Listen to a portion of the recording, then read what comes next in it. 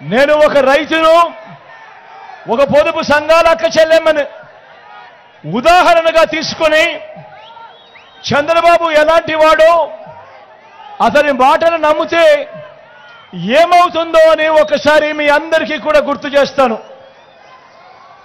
మీ అందరికీ కూడా గుర్తు ఉండే ఉంటుంది.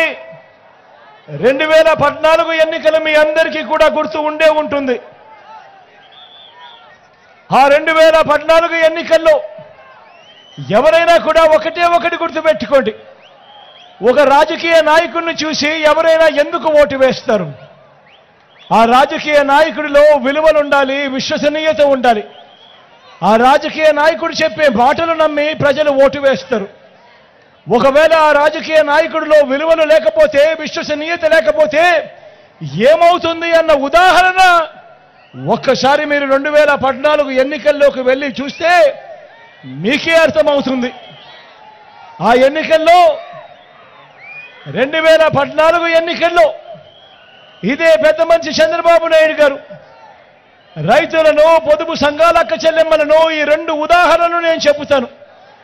ఏ రకంగా ఆయన మాటలు నమ్మి, ఏ రకంగా రైతన్నలు, ఏ రకంగా అక్క చెల్లెమ్మలు తన మాటలు నమ్మి తనకు ఓటు వేస్తే ఆ తర్వాత ఏ రకంగా రైతన్నలు నష్టపోయారు, ఆ తర్వాత ఏ రకంగా నా అక్క చెల్లెమ్మలు నష్టపోయారు అన్న 2 ఉదాహరణలు మీ అందరి సమక్షంలో ఈరోజు ఉంచుతాను.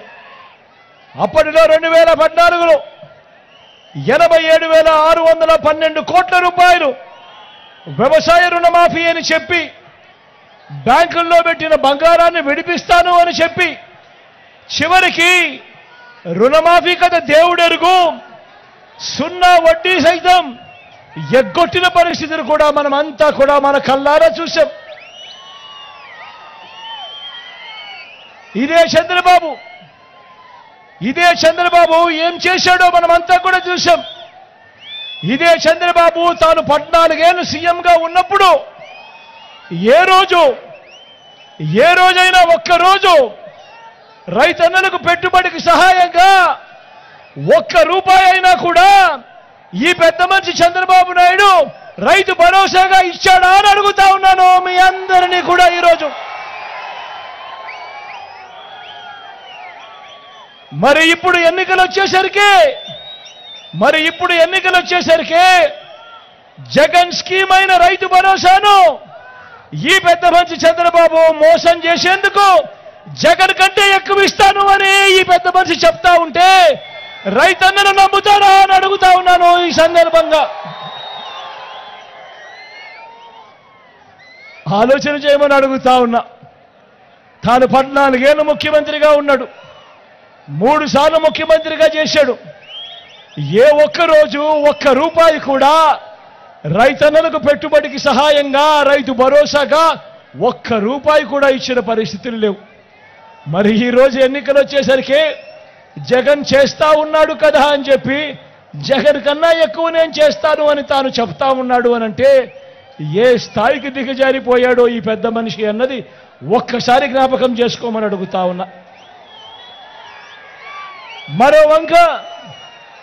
మరో వంక మీ జగన్ ఉన్నాడు, మీ బిడ్డ ఉన్నాడు.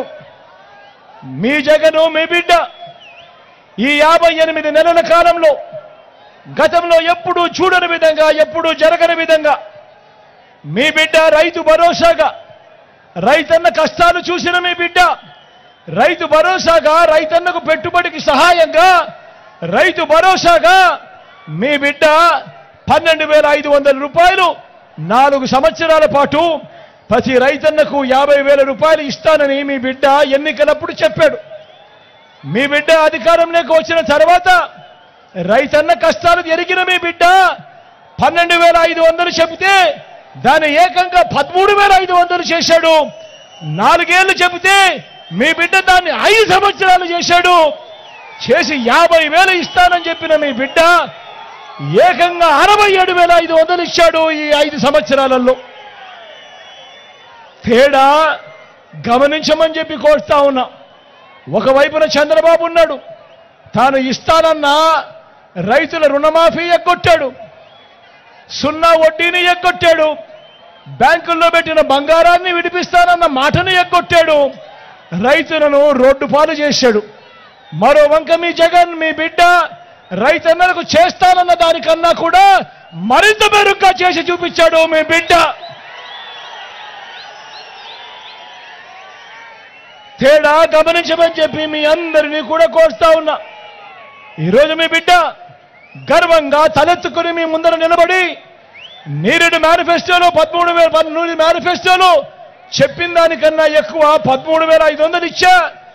ఈసారి ఈ 5 సంవత్సరాలకు 16,000 రూపాయలు ప్రతి రైతన్నకు ఇస్తాను, 5 సంవత్సరాలలో 80,000 రూపాయలు రైతన్నకు ఇస్తాను అని మీ బిడ్డ నిబద్ధతతో చిత్తశుద్ధితో ధైర్యంగా మీ ముందుకొచ్చి నిలబడి ఫలానిది చేశాను, ఫలానిది ఇంకా గొప్పగా చేయబోతాను అని నిబద్ధతతో చెప్తా ఉన్నాడు మీ బిడ్డ.